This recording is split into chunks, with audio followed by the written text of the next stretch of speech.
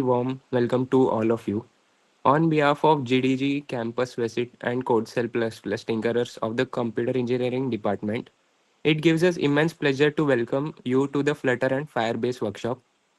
This workshop has been designed to give you hands-on exposure to cross-platform app development and powerful backend integration using some of the most in-demand Google technologies today. Whether you are a beginner exploring app development or someone looking to strengthen your technical skill set, this session will offer you valuable insights and practical learning. Today, we are extremely privileged to have with us an accomplished industry expert. It is my honor to introduce Mr. Abhishek Doshi, sir, a Google developer expert for Dart, Flutter, and Firebase. He brings with him over 7 years of experience in building scalable applications using Flutter and Firebase and is currently working as a tech lead at a US-based HealthTech company. As a Google developer expert, he actively contributes to the developer community by mentoring developers and sharing best practices across the globe. So, welcome Abhishek sir, and over to you. Thank you so much. Hey everyone. Let me just share my screen up. I cannot share my screen. Okay, yeah.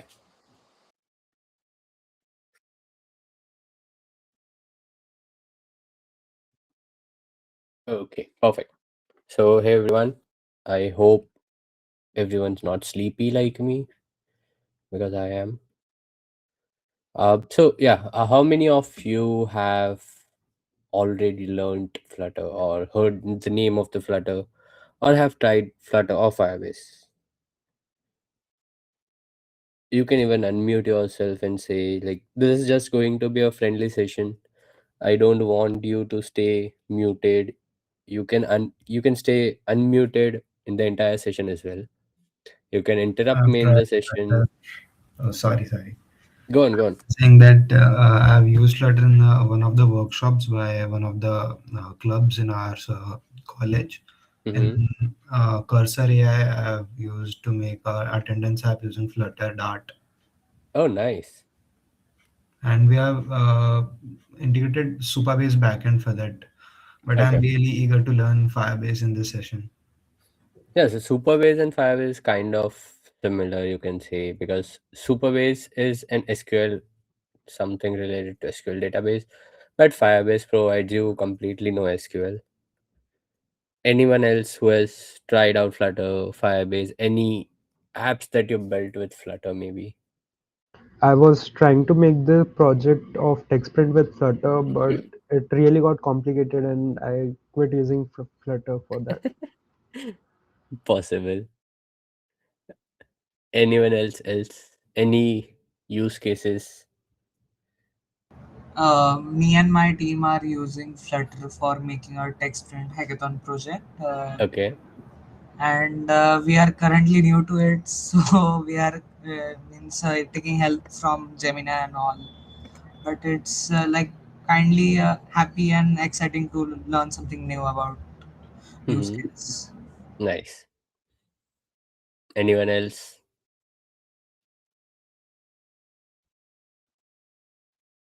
Okay. So there are many people who have tried it, many people who tried and got bored of it or skipped it from between.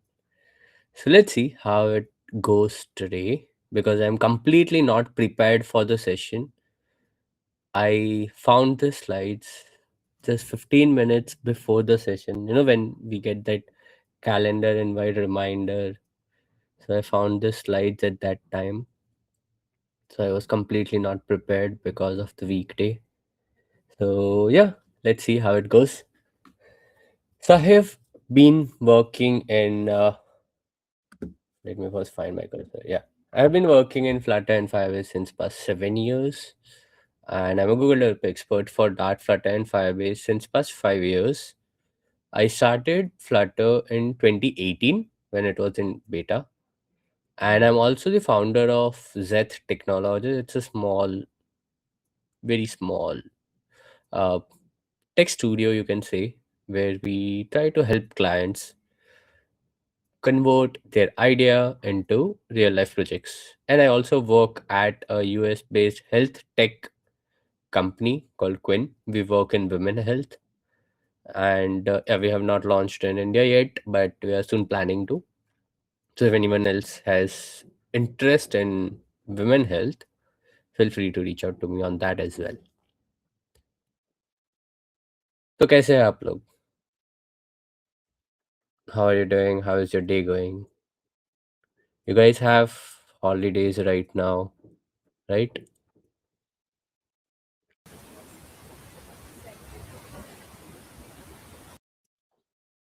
Yeah, so probably enjoy your holidays because once you come to corporate, you don't get holidays.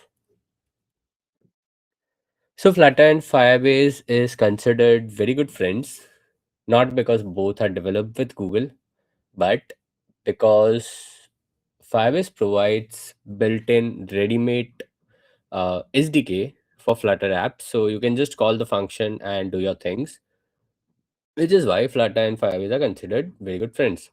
Do you know the name of this two mascot? This is for Flutter and this is for Firebase. Does anyone know name of them? Names of them?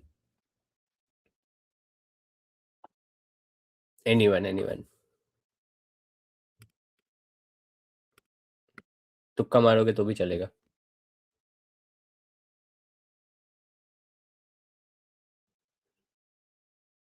It more Dash to and Hadoop. Sparky.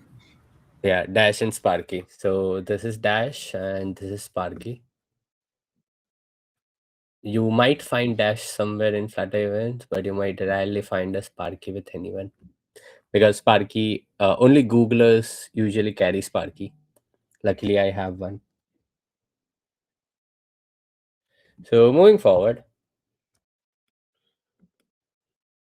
what exactly is Flutter? So those who don't know Flutter at all or haven't heard of Flutter, a straightforward definition is that it's a cross-platform web development framework developed by Google.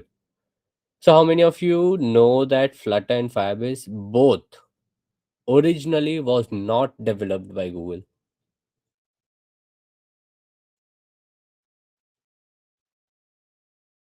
That's right. Flutter and Firebase both were not developed by Google. Both are someone else's product. They started it and then Flutter acquired them. Those who tried out Flutter, do you know what was the original name of Flutter? Sky. Yes, the Flutter's first version, or when it was originally built, it was named as Sky, and then when Google acquired it, they changed it to Flutter. So yeah, Flutter was originally not built by Google. It was some other engineers who built Flutter and Firebase, and then Google acquired it.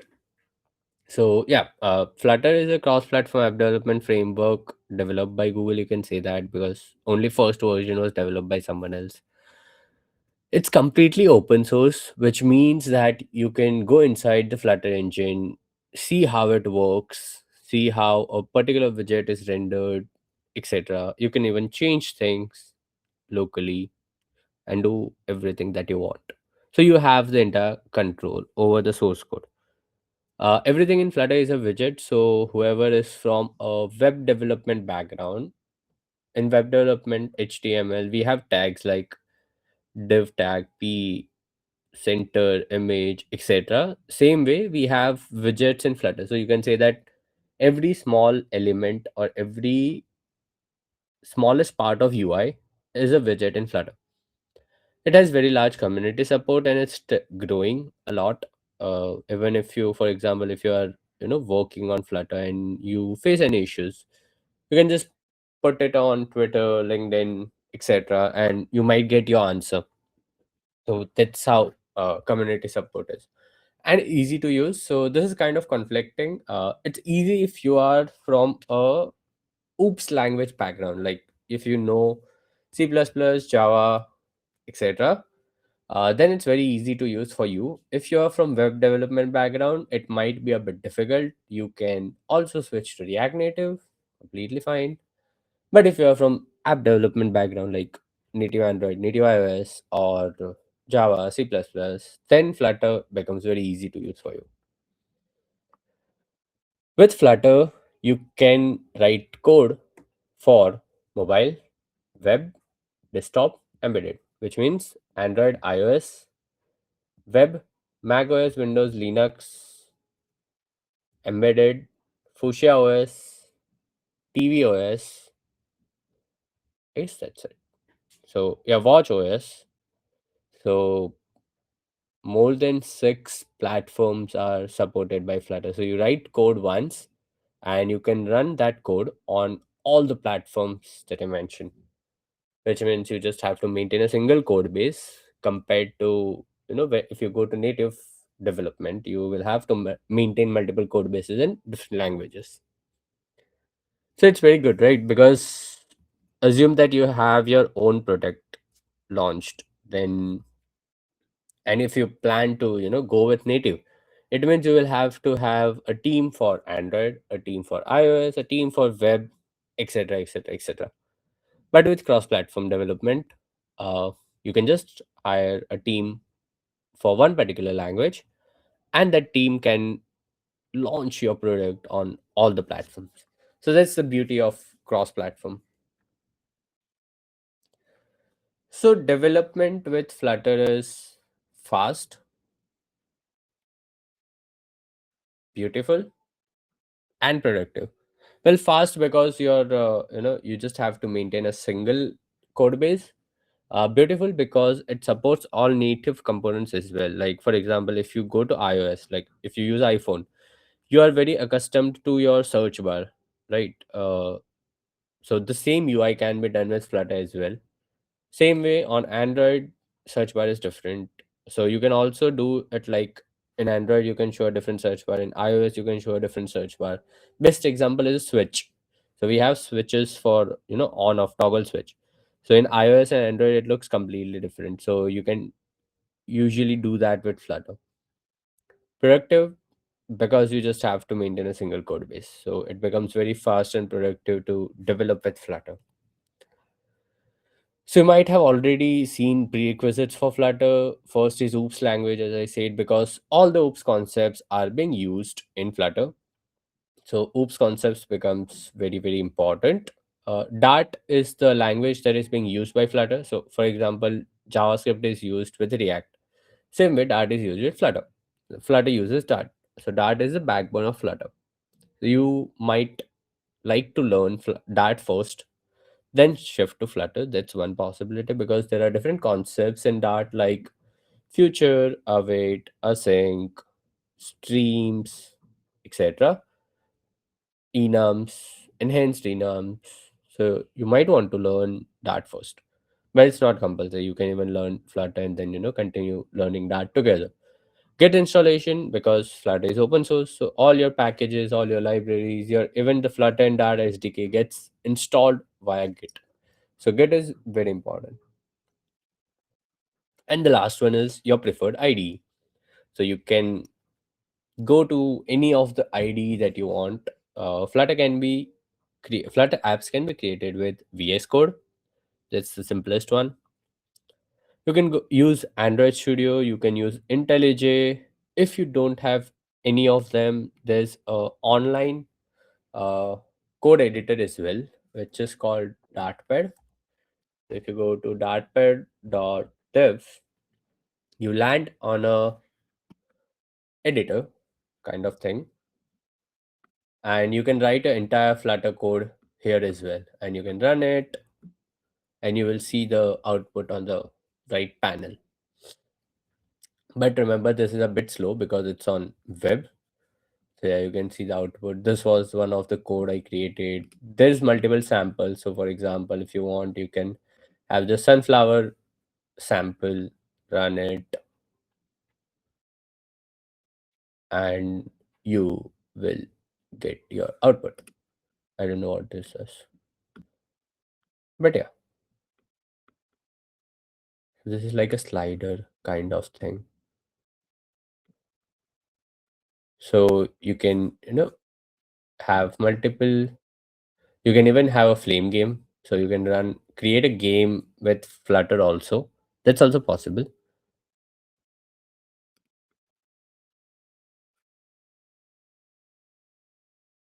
And this is like a sample game, I guess. It's a brick breaker game. Yeah. So you can see, and you get all the errors here itself if there are any errors. I don't know what this exactly does, but yeah, you can create a brick game as well. Oh, it works with arrow keys. So this brick game is completely developed with Flutter. You can see the code on the left hand side, and it works completely fine on web. You can also launch the same code base on Firebase to on sorry on mobile as well, and launch it as a game. So that's also completely possible. That's the beauty of Flutter with the games as well. Like you just code into Flutter, and you can run the same game on web, Android, iOS, Mac OS, Windows, Linux, etc. So it's possible. Okay, moving back. So how exactly your Flutter apps work? Before jumping into development, you should know how exactly does your Flutter app work. So on top, you write your code in that language. So Flutter framework takes that code, gives it to the C++ Flutter engine. Does anyone know what is the name of C++ Flutter engine?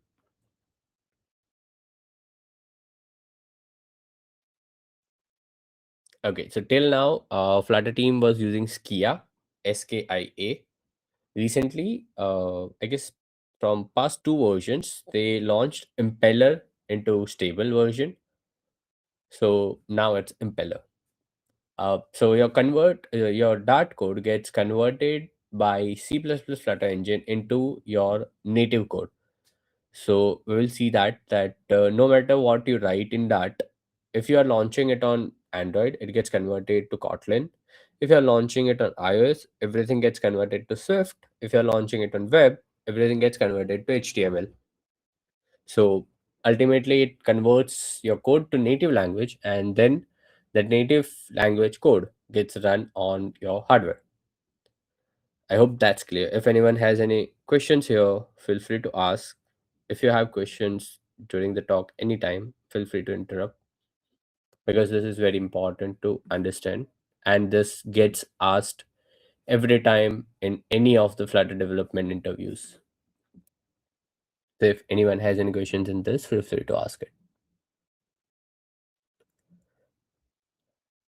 Okay, moving forward. So current trends. So Flutter was ranked at number one fastest growing skill stated by LinkedIn. So LinkedIn every year launches lists of skills that you should learn. So Flutter was number one fastest growing skill. One of the top 15 GitHub repos. So because Flutter is open source, so GitHub also launches list of top repositories, and Flutter was one of the top 15, and it is used by great companies around the world. Does anyone know which companies use Flutter? Any guesses? RBI. RBI doesn't use. Oh, sorry, SBI. My bad. Yes, SBI Sorry. uses Flutter with. They recently launched Yono 2.0, which is completely done on Flutter. Anyone else? Zepto, I think. No, Zepto doesn't use. eBay. eBay uses Flutter for their internal product. Instagram. Instagram doesn't use. Instagram is built on React.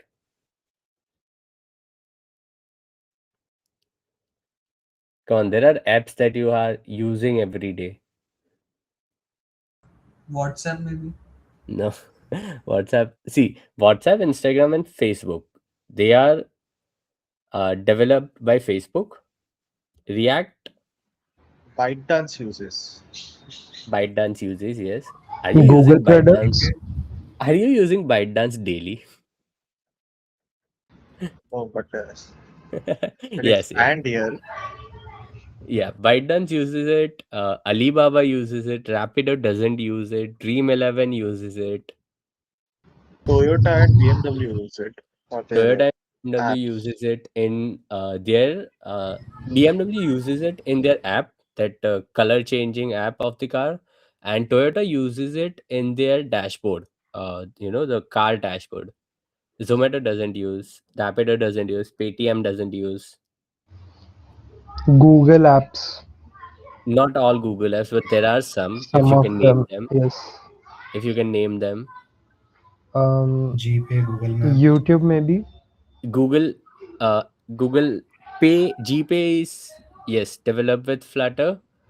YouTube, not the customer app, but YouTube Studio, the web version of YouTube Studio, is completely developed with Flutter Web. Cred uses it. Mintra doesn't use it. Come on, there are more. Google Earth. Google Earth is developed on Flutter Web. Yes,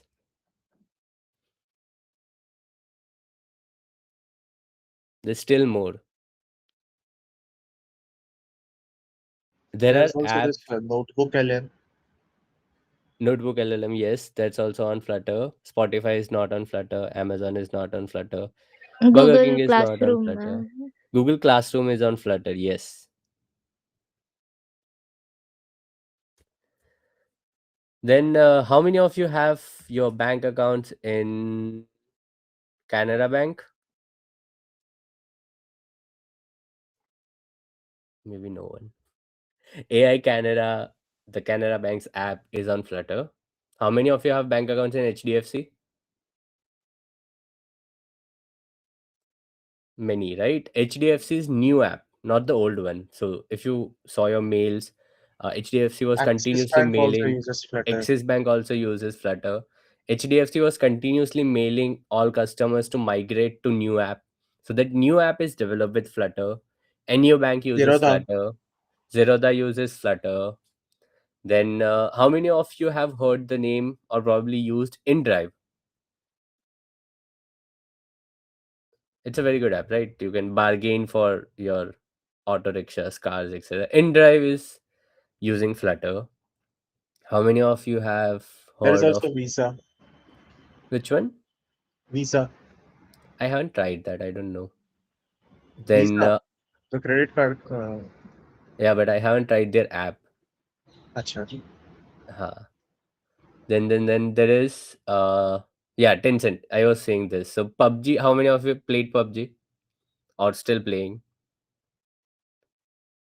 Many, right? So Tencent, the parent company of PUBG, used one module, develop one module in Flutter. So their community chat in PUBG is on Flutter. So that's also possible that entire app on is on a different technology, but a particular part is on Flutter. So that's also possible.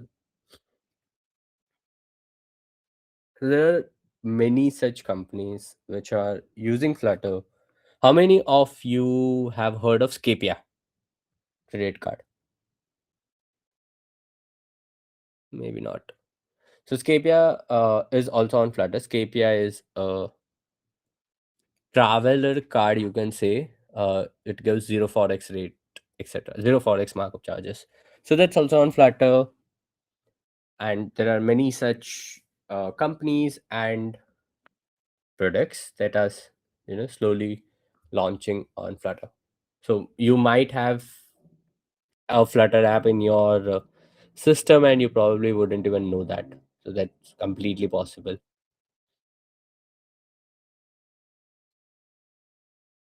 End Money. How many of you have used End Money or heard of it? End Money is a stockbroker. That's also on Flutter. How many of you know, do this IPO thing? Register, pay, apply for IPOs. So you might be using IPO Premium.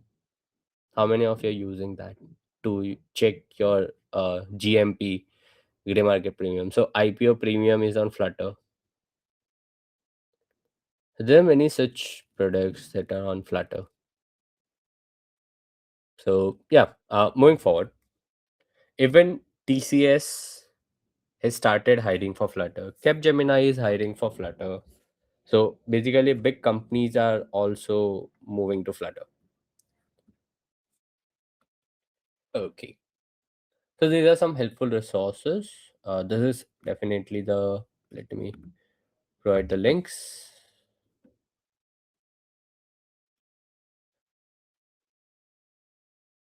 So it's like flutter.dev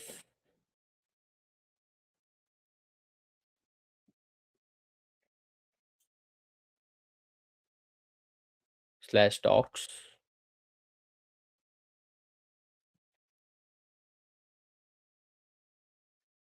It's like the documentation website. You, if you like to read, that's the best. If you don't like to read, then they have their own YouTube as well. So you can check that as well. They every week there is a playlist called Package of the Week, Widget of the Week.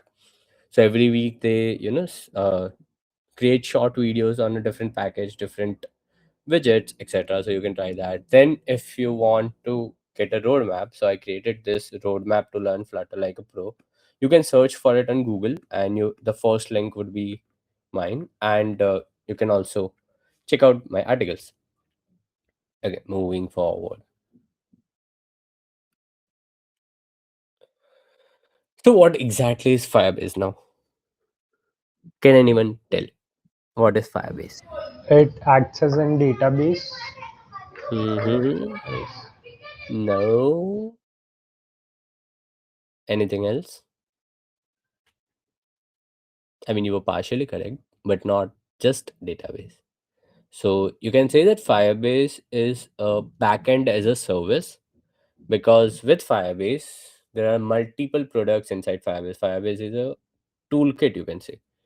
So with Firebase, you can create apps, yeah, authentication, database. With database, there are two again, real time and Firestore. We have notification, then A/B testing, remote config, data connect, AI logic. So entire backend can be done with Firebase, so it's possible. Hosting, exactly.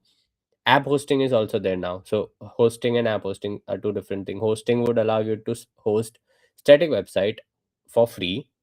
App hosting, you can host your entire dynamic websites with server code, etc. Cloud storage is also there, where you can upload files. So how many apps are built with Firebase?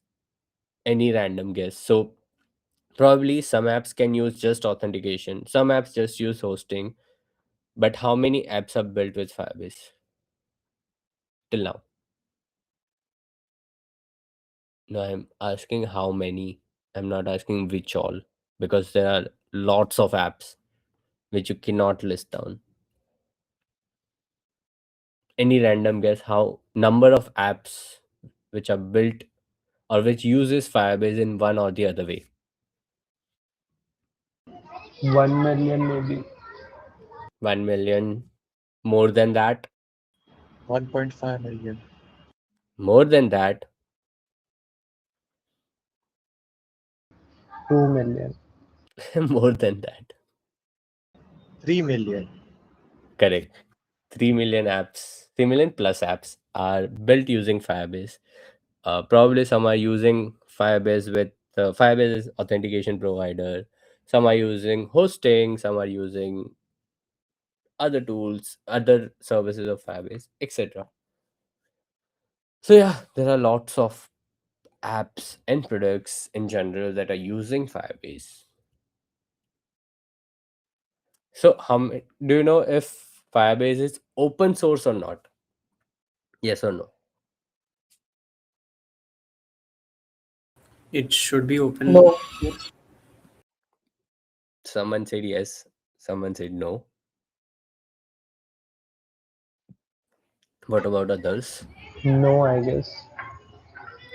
It's not fully open source. That's right. So it's not fully open source.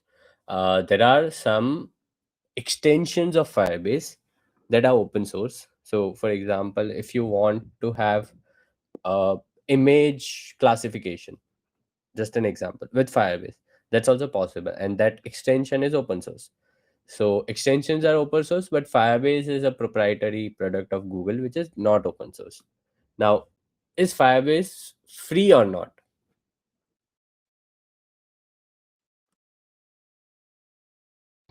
It is No. maybe. I don't know. For some 50-50. parts, it is free.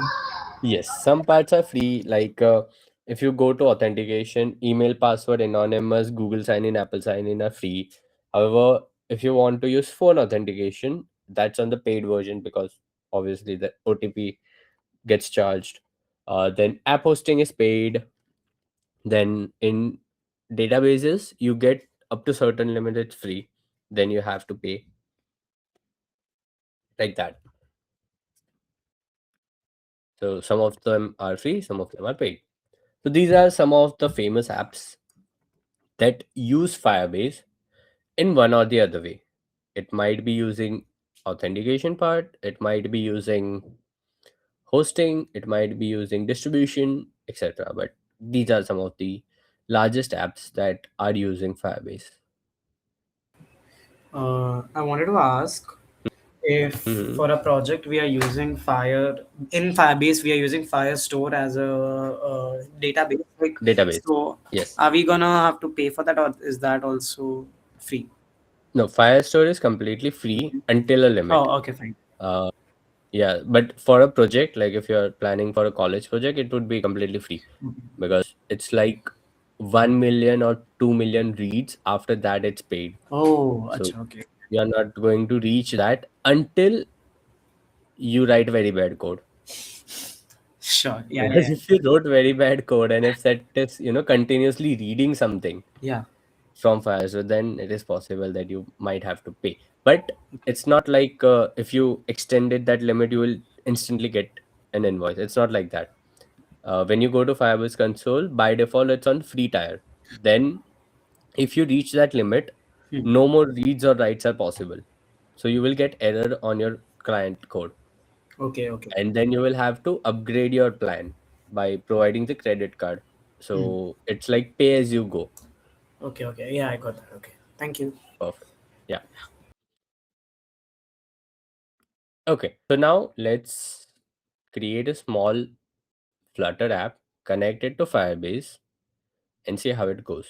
Probably we can just use Firebase authentication as an example, but let's see. Yeah, before that, if you have any questions, it meant that you are not listening. So we are not going to answer any questions right now. Okay, let me open my VS Code.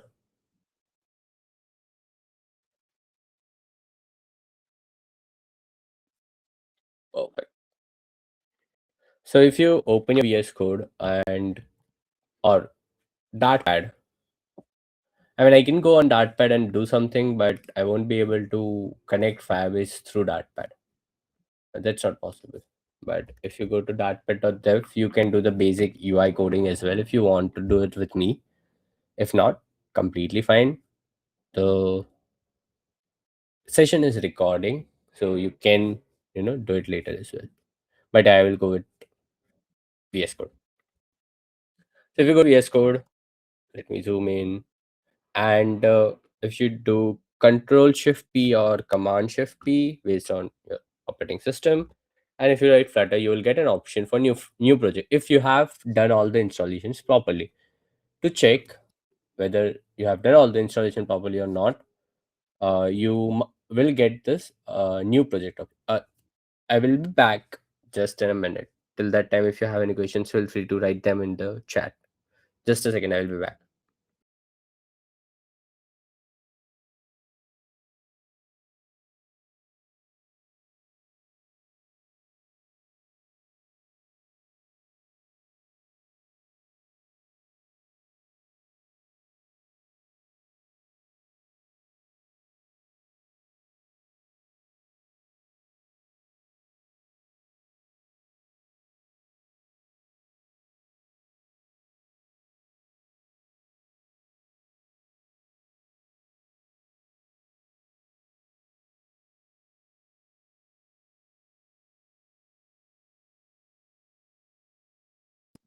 Okay, I'm back.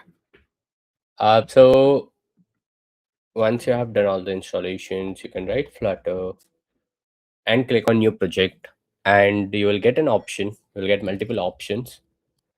You will have to click on application. It will ask where do you want to store it. You can store it anywhere. Name it, and then it will create a basic application for you. Before jumping directly to the application, let's see all the files and folder structures. So starting a start tool, this is internal folder for Dart. We don't need to worry about it. Dot idea is the internal folder for VS Code, you can say. Android folder. So as I said that all your Dart code gets converted to native code when you run. So this is the folder where you will get all your native code. You'll get Kotlin code, you will get Java code, etc. Same way, for iOS native code, you will have to check iOS folder. For Linux native code, Linux, Mac OS native code, Mac OS, web native code inside web folder, Windows native code inside Windows folder. Now all your Dart code stays inside the lib folder. So this is our Dart code. So all your Dart code stays inside the lib folder. In starting, when you are a beginner, you don't need to worry about all the folders, any of the folders. Just worry about your lib folder and one of the main file, that is pubspec.yaml file. So this file is the configuration file of your application. So you will, if you want to add new packages, you will do it from here. If you want to add assets, you will be doing it from here. If you want to release your application, increase version, you will be doing it from here. So this is a very important file which you should understand. Okay, moving back to the folder. So this is a main.dart, and let's run it on web first. So till the time it runs, let me explain you the code. So this is basically a counter application. There would be a floating action button, and on click of that, you will the screen will update the counter value. That's the basic application. Now there are two types of widgets. As I mentioned that in Flutter, everything is a widget. So there are two types of widget. One is stateless widget, and another is a stateful widget. So this is how our output looks like. So here's the plus button. It increments the value. Very simple project. Let's get back to our VS Code. So you can see there are two types of widget. One is stateless widget and another is a stateful widget. As the name suggests, stateless widget doesn't have a state, which means you cannot change the state of the particular widget. And another is a stateful widget where you have a state, or you can change the state of of that widget. For example, if you go to your WhatsApp has the top app bar, right? Where we have, what do we have there? We have this plus icon or this chats written on top. So that doesn't change no matter what you do. You cannot rename chats to your own name or rename chats to Panchat, right? So that's a stateless widget because it doesn't get affected by users input or user interaction. But on the other hand, the search bar that we have, the chat list, the chips, chat number, chat account, etc., all those are stateful widget because that depends on users interaction, that can change its value based on users interaction. So that's a stateful widget. So in our output, this particular thing is a stateful widget because it gets changed, the value gets changed based on users interaction. So moving forward, let's delete all the code.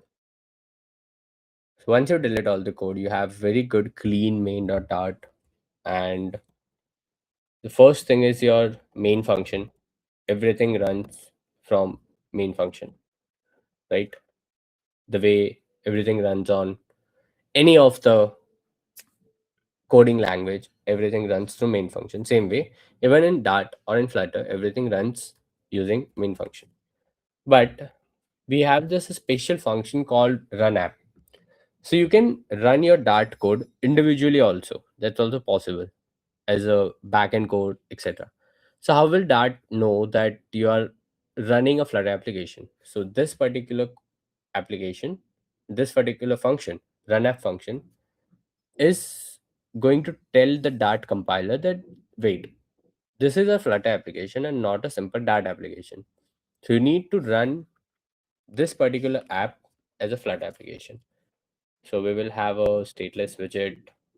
We can name it as app and pass it over here. And then if we hot restart, so we'll see the entire thing, that counter thing went off because we have a placeholder only here. So yeah, you can see it's, this hot reload and hot restart feature are very good. Like you can instantly check your output from here itself. The first widget should always be material app, or you can say Cupertino app or widget. So that's possible. But usually material app is used. Material app gives you or allows you to create material like UI, but it doesn't mean that you will have to create material like UI always. You can also do Cupertino, means iOS like UI, even using material app. So I just added like material app. Scaffold is your painting place, like it's your canvas where you will be painting your widgets. Center is a widget to center the child. Text to show text. So you can see hello world is visible over here. Nothing else is there. So now let's do a simple column. A column will have children. So some of the widgets will have single child like this, while some will have children. There are only few widgets which has children like column, row, list view, stack. So these are layouting widgets. Layouting widgets will always have children, while on the other hand, other widgets will usually have child.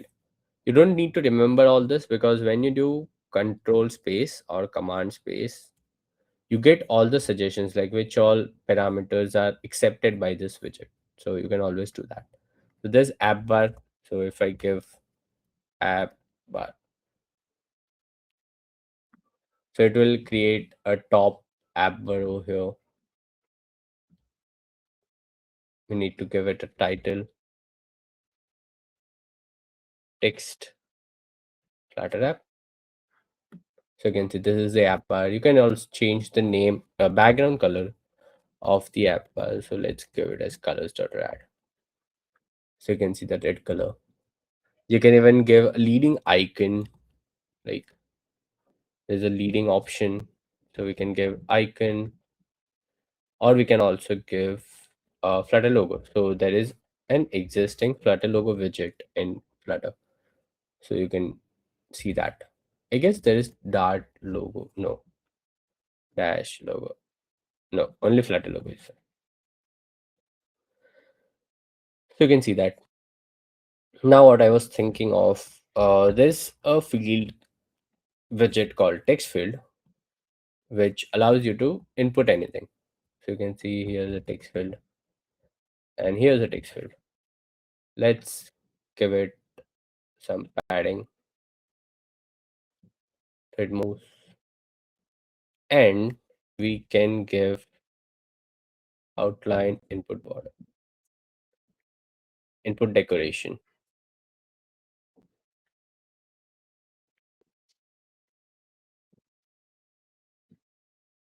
So now it has a good border. Let's duplicate it and remove this one. Okay, now both of the text fields have a pretty decent border. You can also use Cupertino text field inside a material app. So you can see this is our iOS style text field. There's also Cupertino search bar, search text field. So that's how the search field. So it looks exactly same as your Cupertino or iOS style search field. Let's give some spacing between them. Yeah. So now you can see the difference of all the three. This is a Cupertino search field.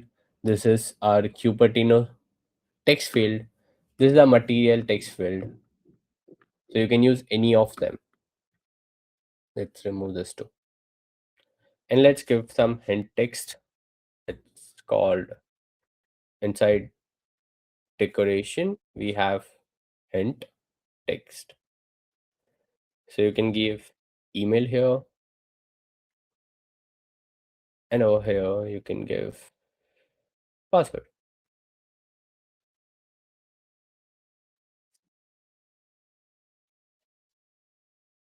Okay, looks good. So you can see the text over here, and we can also define its style. So instead of hint text, we can also give label text. So label text, you will see how it works. Label text basically moves your hint text above when any input is done. So we can remove hint and we can change hint text to label text. So it looks same, but when you focus on the text field, it moves the text above the text field, which looks a pretty good thing. We can also define the keyboard type. So keyboard type. So this is like a text input type because it's for email. So we can give text input type dot email, text input type dot email address. Now, how this works is in your mobile, many times when you are typing something, automatically keyboard suggests your email address, right? So this is handled by this keyboard type. Same way, if I give here, we don't have keyboard type as password, text input type dot, yeah, there is visible password. So what exactly would this do is it allows you to request a keyboard with ready access to both letters and numbers. It's a password thing. But let's suppose you want to you don't want to show the password. So obscure text is responsible for that. Obscure text hides the text, whatever you type, like this. You can even define obscuring character. So instead of star, I want to have it as a dollar. So that's also possible.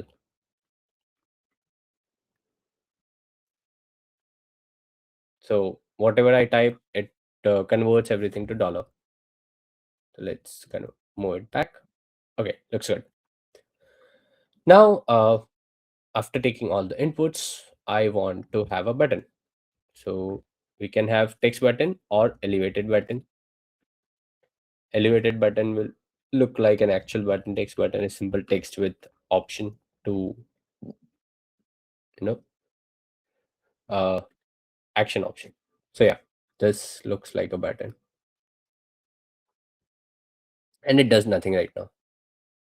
Looks good. Let's move our home to a separate widget. So if you click on command dot or control dot, you get an option to extract widget and you can convert it to, you can give it a name. So that's our home now. Now, because our whatever we type here, we need to submit to this button, right? For that, we have to convert this to a stateful widget, and there is a thing called text editing controller. So we will have email controller and password controller. So when you give underscore in front of the variable, it means that this is a private variable. If you don't give underscore, it means it's a public variable. We don't have private and public keywords in Flutter. So this is how we define private and public. Same way for class names or function names, same mechanism is used. So we can pass the controller here, email controller, and password controller. Now, whatever you type, it gets stored into this controller, and then in this, you'll be able to print it.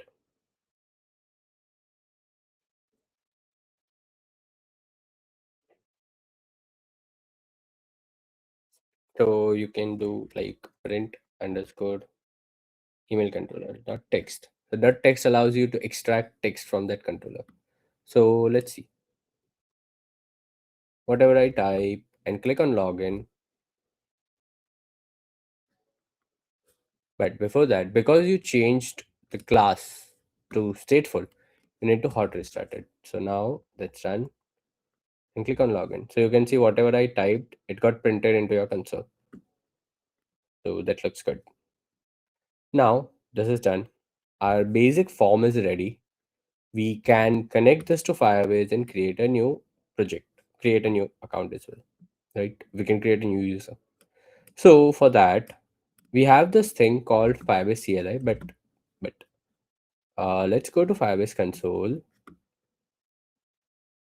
For that, let me find my cursor. Okay, I have my cursor. So if you go to console.firebase.google.com, it will land you to the Firebase console. Let me paste that link. There is a Firebase console. You can create a new project from here. Enter your project name. Anything works. Authentication looks good. And you can even edit the unique identifier. Like authentication cannot be the project name because I would name authentication. You will also name authentication. So we usually give a identifier. You can change this. I'm fine. Continue. You don't need Gemini. Continue. We don't need Google Analytics. Continue. And it will create a project for you. It might take some time to create a project, but once done, you will also get options or instructions on how to add your project to Firebase from here itself. Okay, that is done. Now, once your project is created, you will see here Spark plan. This is a free version, no cost, and here's the Blaze plan. So if you want to move your project to a paid version, you can select this plan, and then you will have to create a billing account and add your credit card details.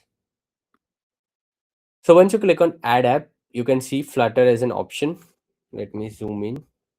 So you can see Flutter as an option. Once you click on that, you have to install Firebase CLI and Flutter SDK. Flutter SDK already installed because you created the Flutter app. You will have to install Firebase CLI. If you go on this, it's a simple command for Mac OS, for example. You can download it from here, and for Windows, yeah, it started to download. Cancel. For Windows, also you can download from here and then install it. Once that's done, all this looks good. We are done with this. Then you have to enable Flutterfire CLI. I already have it enabled. You just need to copy this and run in your terminal. Once that is done, at the root of your Flutter project directory, you need to run this. So let's do that.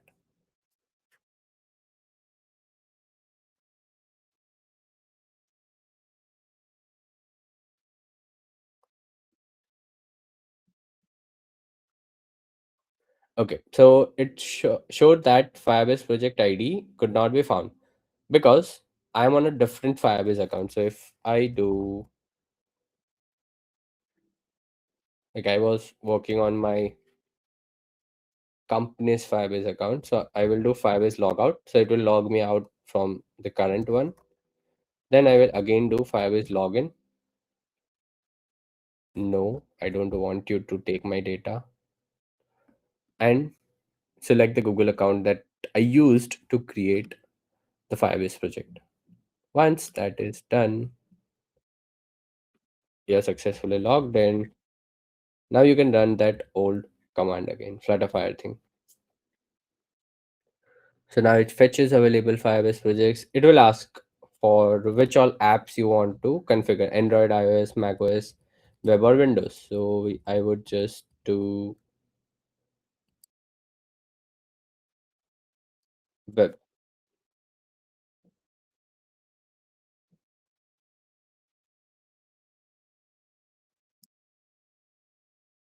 Done.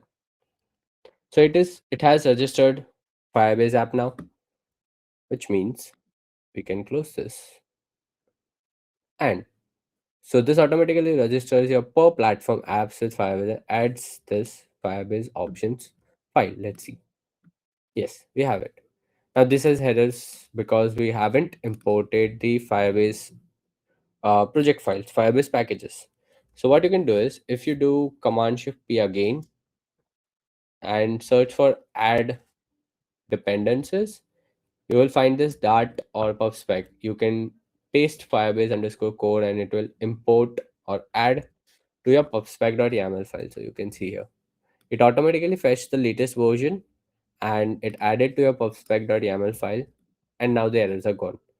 Now we can delete this test folder. We are going to do authentication, right? So let me also add Firebase underscore auth. Now where exactly are these all packages listed? So if you go to pub.dev, that's the website where all the Firebase Flutter related packages are listed. So if you search Firebase underscore auth, you will get the package. You don't need to remember the name. If you just search Firebase auth, you will still get the package. So that's fine. Now Firebase core is the package required for using any of the Firebase products, no matter whatever you use, authentication or notification, etc. You will have to import Firebase core no matter what, and then based on which uh, product you want to use, you can import that particular package. So this is done. Now let's initialize it. Initialize Firebase app. Now this needs to be done in your main function before run app. So you need to do this. Let's import it async, and that's it. Now because you added some packages, you will have to run your project again, and we are going to do that again on our web because web is the fastest in Flutter. If you go to current platform, you can see all the informations automatically. Yeah, our app is loaded. So you can see all the, by default for other platforms it throws error. For web, it automatically fetches API key, app ID, and everything from the project itself. So you don't have to, add them manually. Now, once we have our project, let me open Firebase console again and continue to console and refresh the page. You will get one app here. This is your web app that you created. Now go to build authentication, get started, and sign in method. So there are multiple sign in methods provided by Firebase: email, password, phone, anonymous, Google, Game Center, Microsoft, Facebook, Apple, Twitter, Play Games, GitHub, Yahoo, and your custom authentication providers also, which means all this can be integrated with your Flutter application using Firebase. Some are paid, some are free. Phone is paid, customer paid, MFA is paid. MFA means that by default there will be one native provider, probably Google, email, etc. And then the user will compulsory have to also input phone number, get OTP, and confirm OTP. That's MFA. So we'll just select email password, enable it, save. That's it. Done. And then let's move back to our VS Code. So we did that. Now, what we have to do is, let's have two buttons in a row.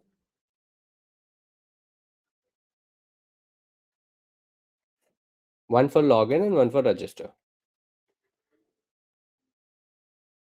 So once you click on register, Firebase auth dot instance dot create user with email and password. You can await here. Now, what is await and async? So not always a function will return you success or failure instantly, right? So await is that we are going to wait for the completion of the function and then do some other tasks. So we add here underscore email controller dot text underscore password controller dot text. Now before sending it, what we want to do is, if email controller dot text dot is empty, we want to show a messenger, or you can say scaffold messenger, a snack bar. Email cannot be empty. Same way, if underscore password is empty, then also we want to show, and we want to return because we don't want to execute the function. Looks good. Now back to our output. So you can see I haven't added anything, and if I click on register, it shows email cannot be empty. Same way, login, we haven't added anything here. So it shows email cannot be empty. And then for password, it shows password cannot be empty. So looks good. You can further add validation for if it's a valid email or not using regex, but we won't do it right now. So I'm going to add any email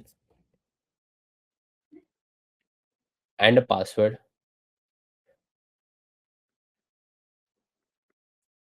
Now, this returns you a user credential.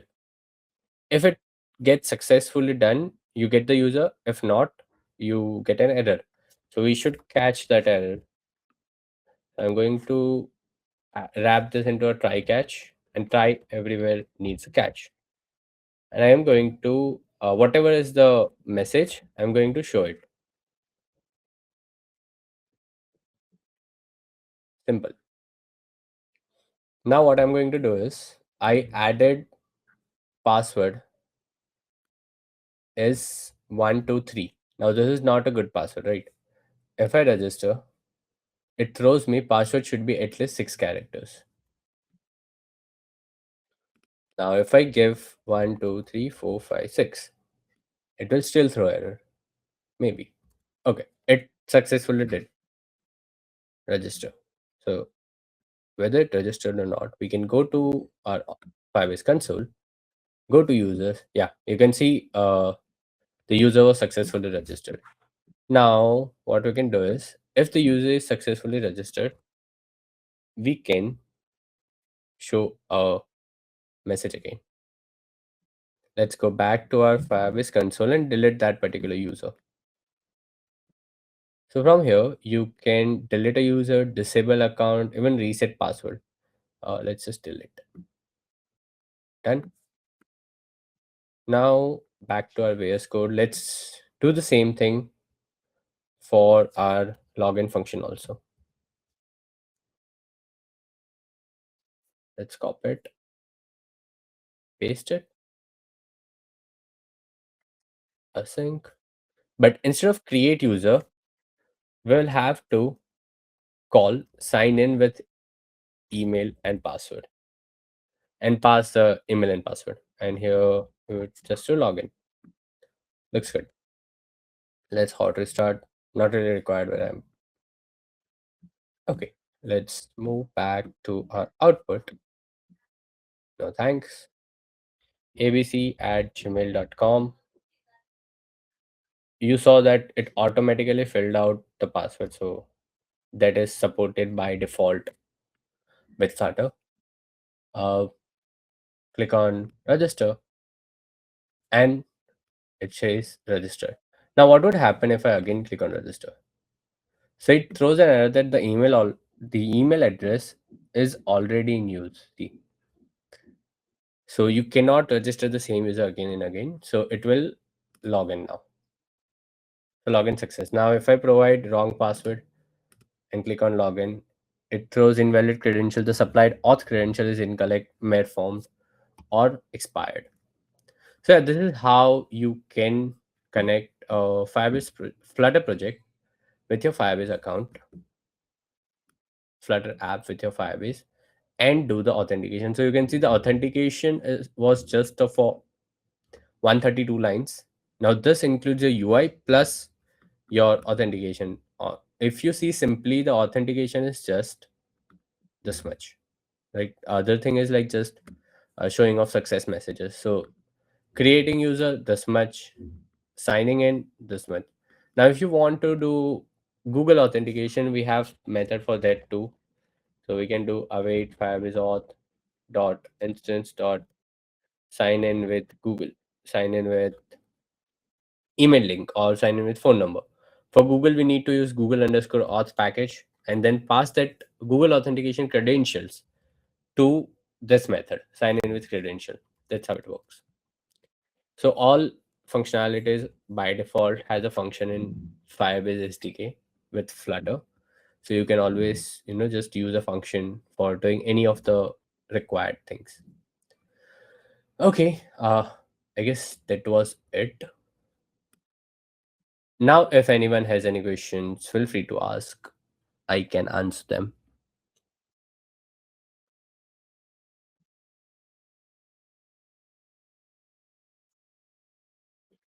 Any questions related to Flutter or Firebase or in general career related questions or work related, etc. I had a question like, how does generally Firebase handle authorization? Is it simple auth or OAuth or like? So it uses OAuth, and for password, it uses RSA to encrypt it and then Oh, store it. okay. So okay, fine. It hashes it, right? Yes, and even for example, if you are the project owner, even you cannot see the password. So if I go back to my Firebase console, Yeah. there's no way I can see any user's password. Hmm. Yeah. See, if I go back to authentication, I get user ID, I get email with which provider they signed in. Even if I click reset password, it will send the reset email to this particular user. So user will Okay. only have to reset the password. Oh, okay, okay, okay, okay. Fine, fine, got that. Yeah, All right. and this is the like the default one. You can edit this. Oh, okay. Thank you. Yeah. So, Okay. Anyone else has any questions? Have you any experience with React? I haven't really used React that much, like in just one project. But means which will you more prefer, React or Flutter? Because it's the most controversial question in the industry, I guess. Yeah. So what I usually suggest, if you are from web development background, like you have spent years working on web, probably 1 year, 2 year, and then if you have to switch from native web to something, then go with React because React uses web JS and everything. So Yeah. for that person, React will have best learning curve. But if you are from a app development background, like native Android, native iOS, or C++ Java person, then go with Flutter. That's my suggestion. Okay, but I guess the disadvantage of Flutter is that it creates so many unnecessary lines and brackets. Yeah, Means that's right. that's my observation. Yeah, but it's like that's what class-based language usually does, right? If you go to Java, in that also there are so many brackets and everything. Function names are very big. Yeah, So that's what the thing is. Like if you're already from class-based language, then Flutter is very easy for you. means I recently started using both React and Flutter. Then, what will you suggest for a beginner who don't have any experience in any of both them? Then I would suggest Flutter.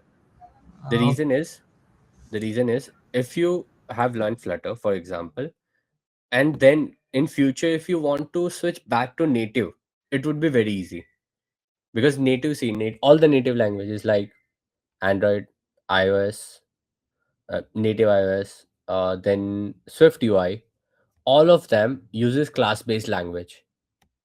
So in future, if you want to switch, or if you have requirement from to move from cross platform to native, then from Flutter it would be very easy for you. Okay. And one more doubt that the Dart language used in Flutter Hmm. is specifically used in Flutter only, not in any other platform, I guess. You can. So there, before Flutter, there was one Google's product called Angular Dart. So in that, front end was written with Angular, and back end was written with Dart. You Okay. can even use Dart as a standalone backend language also. So you can create your entire backend with Dart. That's also possible. And one personal question: can I contact you after the session, like for the project related, hackathon related Yeah, doubts? sure. You can connect with me on LinkedIn. Okay. Okay. Thank you, sir. Perfect. Yeah. So this is my social handles. Like everywhere, it's Abhishek Doshi 26, or you can go to abhishekdoshi.dev and you will get all the socials. And that's my company website, thezeth.com. Still, if anyone has any questions, please let me know. If you don't want to ask right now, completely fine. You can drop me a message on LinkedIn or Instagram. Instagram also has same handle, Abhishek Doshi 26.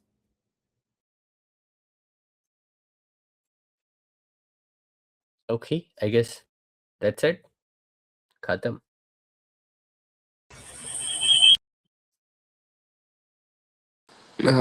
Yes, sir. So let me give the outro Yeah, let session me ended. stop sharing.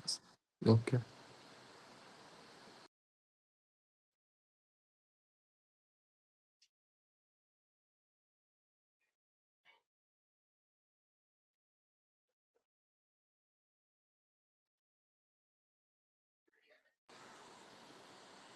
So, as we come to the end of this workshop, we would like to extend our sincere gratitude to Mr. Abhishek Doshi, sir, for taking the time to share his expertise and for conducting such an engaging, informative session. Thank you. Feedback form will be provided to you all on mail. So fill that. And big thank you to you all participants for the active involvement and enthusiasm, and to the organizing team. Yes, so thank you everyone. And as he mentioned, you can text him on LinkedIn or connect him there. He has over 10,000 followers, so please connect with him too.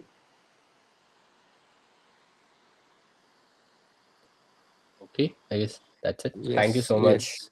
Thank you, sir. Thank you so much, sir. Thank you.